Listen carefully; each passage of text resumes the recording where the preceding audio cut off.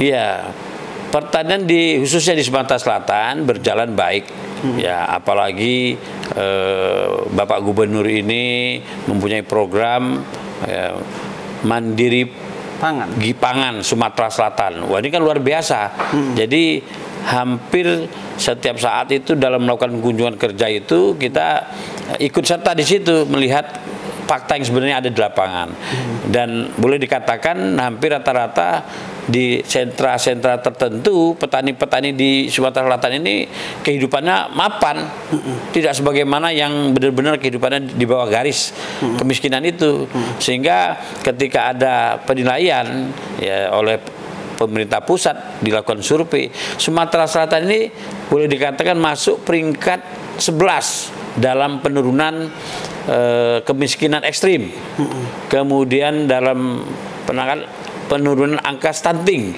Nah, inilah salah satu program nasional yang diterapkan di wilayah Sumatera Selatan ini.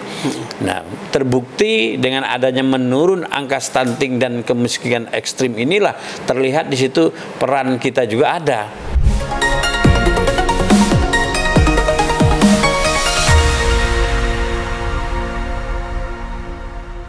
Dari Kejaksaan Tinggi Sumatera Selatan, bincang-bincang tipis-tipis kembali menjumpai Anda bersama saya Erman Tale Daulay di channel Tale Tries Info. Di channel ini berbagai isu terkini yang menjadi perhatian publik dan narasumber yang kita hadirkan untuk membahas isu tersebut akan kita iris-iris menjadi tipis-tipis. Pada tangan kali ini kita akan mengangkat tema soal jaga desa dengan topik bagaimana agar penggunaan dana desa ini bisa dimanfaatkan rasanya oleh masyarakat dan bisa dipertanggungjawabkan, pembangunan desa yang berkelanjutan, pemerintahan penyelenggaraan desa yang nyaman dan aman. Untuk itu kita menghadirkan bintang tamu Bapak Sarjono Turin, Kajati, Sumatera Selatan. Terima kasih Pak Kajati sudah bersedia hadir bincang tipis-tipis. Terima kasih Pak Erman, selamat sore. Assalamualaikum warahmatullahi wabarakatuh. Waalaikumsalam warahmatullahi wabarakatuh. Pak Jaksa Agung memberi perhatian besar agar program Presiden Jokowi Nawacita butir ketiga membangun dari pinggiran desa. Gimana di Sumatera Selatan ini program jaga desanya Pak Kajati? Baik, terima kasih Pak Erman, karena memang program jaga desa ini merupakan program prioritas dari Bapak Presiden Jokowi selaku Presiden Republik Indonesia. Terkait dengan adanya pasca COVID-19, terasa sekali laju perekonomian di desa itu sangat lamban. Sehingga atas perintah Presiden membuat program yang namanya pembangunan dari pinggiran desa itu melihat kondisi situasi di daerah itu. Nah, Kejaksaan sebagai lembaga yang turut serta mengawasi jalannya pembangunan dan Jaksa Agung sudah memerintahkan kepada kita juga manakala ada laporan pengaduan ya terkait adanya dugaan penyimpangan dalam penggunaan dana desa, maka harus hati-hati ya. Harus lebih cermat dan bijak serta hati-hati dalam mengambil sikap serta segera menindaklanjuti laporan atau pengaduan yang disampaikan oleh masyarakat pada kesempatan pertama. Berarti apa? Kita lebih hati-hati, jangan langsung mengambil tindakan represif terhadap laporan tersebut. Upayakan melakukan pendekatan persuasif ya, sehingga kita membina mereka, bukan kita menindak mereka untuk memenjarakan mereka. Justru kita mengawal program ini sampai dengan hasilnya tercapai, yaitu misalkan ada bantuan desa terkait keuangan untuk kegiatan proyek pertanian, ya bantuan langsung tunai atau BOS itu Kejaksaan harus proaktif membantu, memberikan bimbingan, memberikan arahan agar dalam pengelolaan keuangan itu tepat sasaran, tepat waktu dan tepat guna, ya sehingga tidak terjadi penyimpangan-penyimpangan, sehingga program tersebut benar-benar terrealisasi dan tercapai apa yang diinginkan Bapak Presiden Jokowi dalam nawacita poin ketiga tersebut. kata Pak Jaksa, jangan jadi objek pemeriksaan itu maksudnya apa itu Pak? Yang tadi Bapak bilang tadi, yang jangan jadi objek pemeriksaan kata Pak Jaksa Agung, kata beliau. Karena memang dalam pasca pandemi COVID-19 itu, Bapak Presiden juga mengeluarkan Inpres nomor 4 tahun 2020. Jadi dalam Inpres 4 2020 tersebut juga diantaranya memerintahkan kepada Jaksa Agung agar mengawasi dan membantu untuk dalam pengadaan barang dan jasa di masa pandemi COVID-19.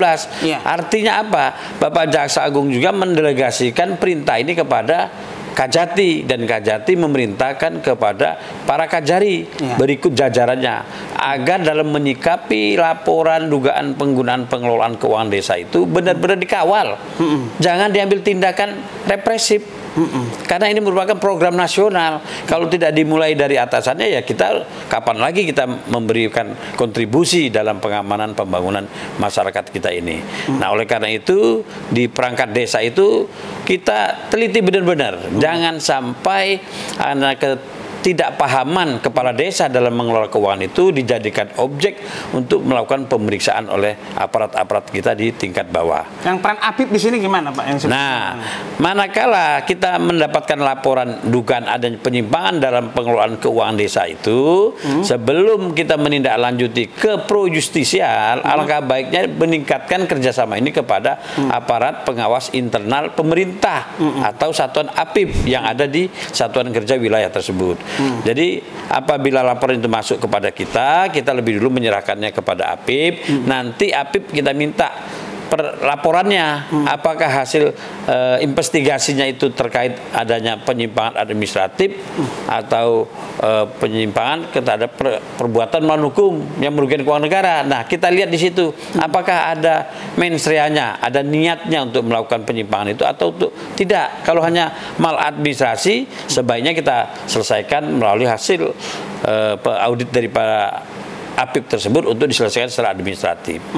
Begini Pak Kajati, boleh jadi ada teman-teman kita kepala desa terpilih karena dia elektabilitasnya bagus, tokoh di desa itu populer sehingga memenangkan pesta demokrasinya. Tapi begitu duduk ada masalah di kompetensi dalam hal LPJ. Nah, ini apalagi masalah hukum ini Pak. Ini gimana Pak soal ini agar mereka cakap membuat LPJ ataupun administrasi hukum lainnya? Baik, ya. Kita punya garda terdepan dalam ini bidang intelijen ya untuk melakukan bimbingan. Ya, sebagaimana dikatakan Pak Irman tadi, memang kebanyakan kepala desa itu terpilih karena ketokohannya di masyarakat itu. Padahal pendidikan formalnya itu sehingga kompetensinya tidak belum mencakap lah. Nah, hal yang semacam inilah yang perlu kita lakukan pembinaan.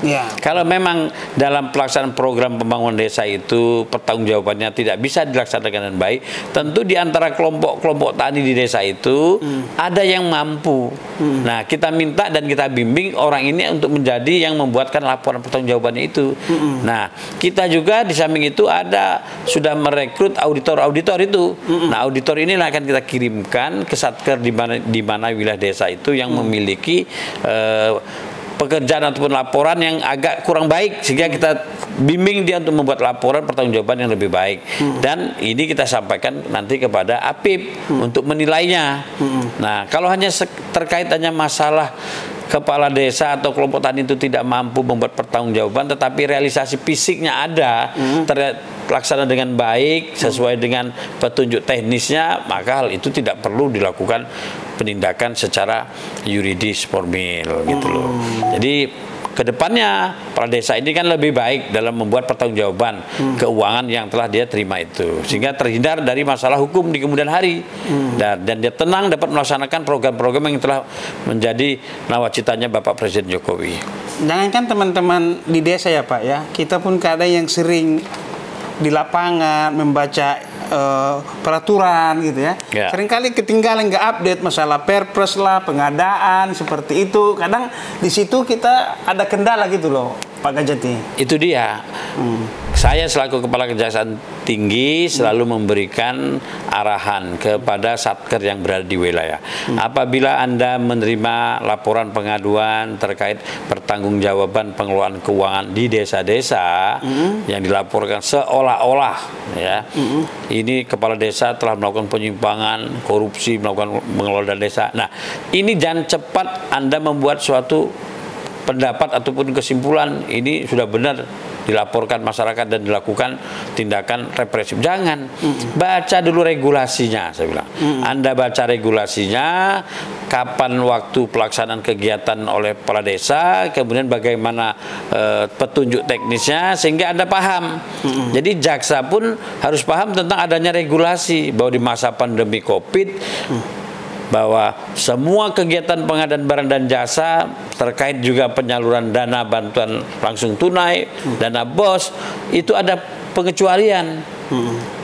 Dikecualikan bahwa di masa pandemi setiap pengadaan alat kesehatan ataupun pengelolaan dana desa untuk pembangunan peningkatan ekonomi pedesaan jangan langsung masuk ke ranah hukumnya. Lihat dulu petunjuk teknisnya sehingga Anda paham. Saya katakan begitu.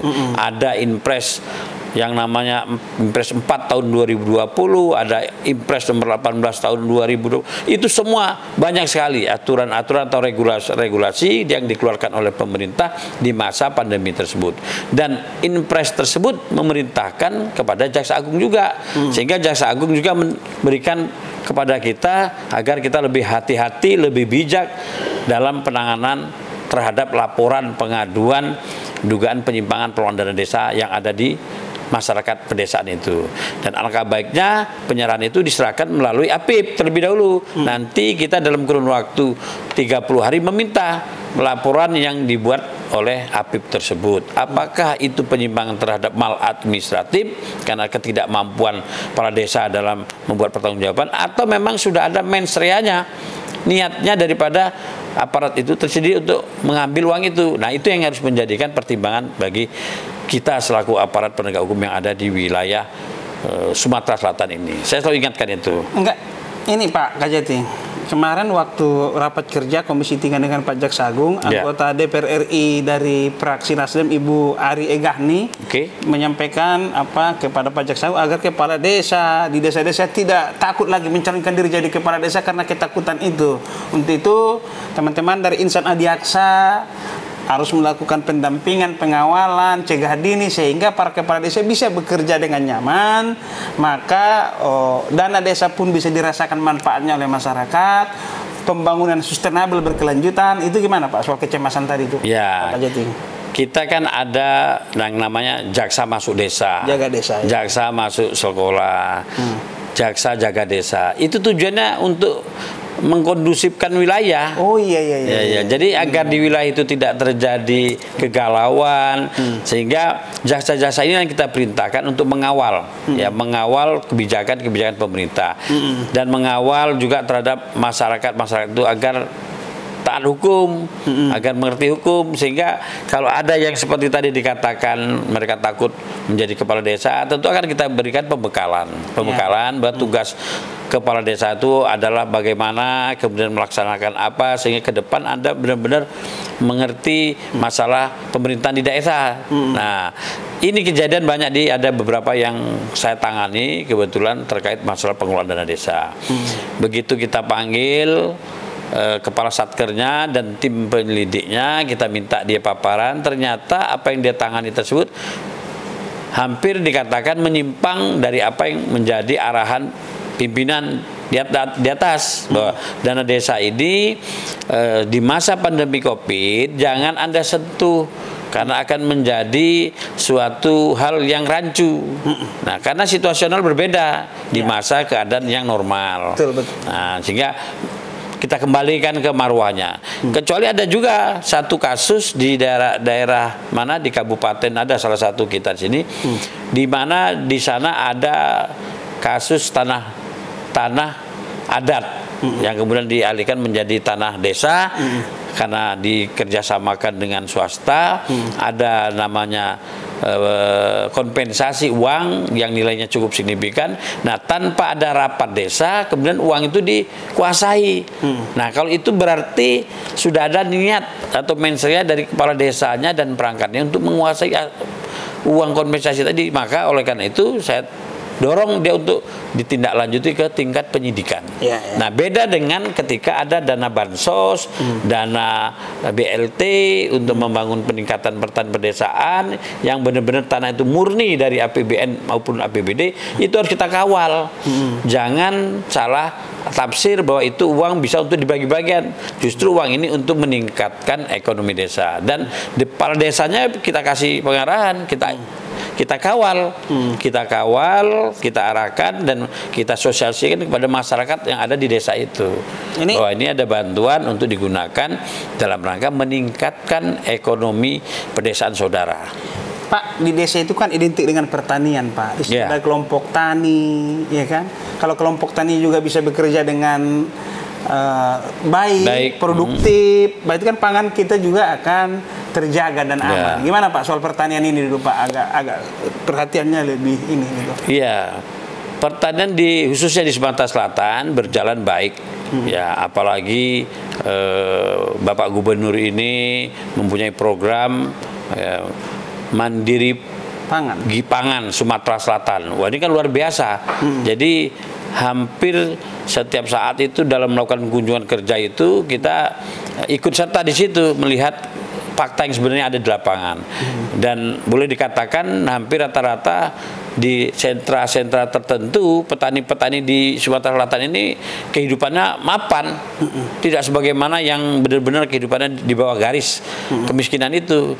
Sehingga ketika ada penilaian ya oleh pemerintah pusat dilakukan survei, Sumatera Selatan ini boleh dikatakan masuk peringkat 11 dalam penurunan kemiskinan ekstrim. Kemudian dalam penurunan angka stunting. Nah, inilah salah satu program nasional yang diterapkan di wilayah Sumatera Selatan ini. Nah, terbukti dengan adanya menurun angka stunting dan kemiskinan ekstrim inilah terlihat di situ peran kita juga ada. Nah, peran kejaksaan ini tergambar di situ bahwa kita tidak melakukan penegakan hukum yang ekstrim terhadap penggunaan keuangan desa ini. Terakhir, pesan untuk kepala desa dan para petani di desa-desa gimana Pak Kajati? Silakan Pak Kajati. Kepada para petani yang ada di wilayah Provinsi Sumatera Selatan, terima kasih atas kerjasamanya selama ini dalam melaksanakan penyaluran dana desa yang sudah tepat waktu, tepat guna, dan tepat sasaran serta tepat mutu. Nah, dari beberapa fakta yang ada di lapangan, semua terlaksana dengan baik dan hasil pemantauan di wilayah jaksa masuk desa yang kami perintahkan kepada seluruh satuan desa, dan alhamdulillah sudah berjalan dengan baik, sehingga para kepala desa juga jangan takut untuk Anda melakukan pelaksanaan tugas ini selanjutnya. Ya, laksanakan segala tugas yang diembankan kepada para desa untuk melaksanakan penyaluran penggunaan dana bantuan dengan sesuai dengan aturan yang berlaku. Ya. Terima kasih. Demikian bincang tipis-tipis dengan Bapak Sarjono Turin, Kepala Kejaksaan Tinggi Sumatera Selatan. Sampai bertemu kembali.